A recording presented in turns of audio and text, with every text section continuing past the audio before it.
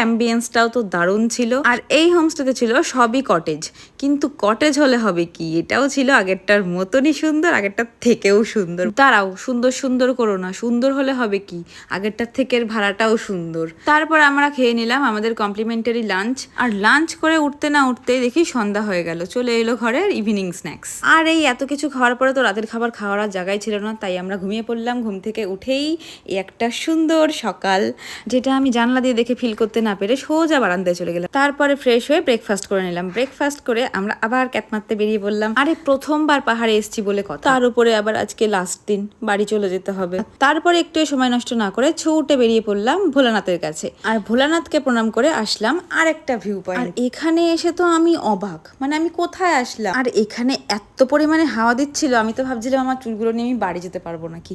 আর দেখো এই জায়গাটা এত সুন্দর, আমি আর নিচে না নেমে পারলাম না। আমি ভাবছিলাম নিচে নামতে নামতে কোথায় যাওয়া যায় দেখি, কিন্তু আর গেলাম না, ওই যে বাড়ি ফিরতে হবে। তো আমরা তো রেডি বাড়ি যাওয়ার জন্যে। আর আজকের ভিডিওটা কেমন লাগলো অবশ্যই কমেন্ট করে জানিও। এই ছিল আমাদের কালিম্পং ডায়েরি, কেমন লাগলো জানিও। টাটা।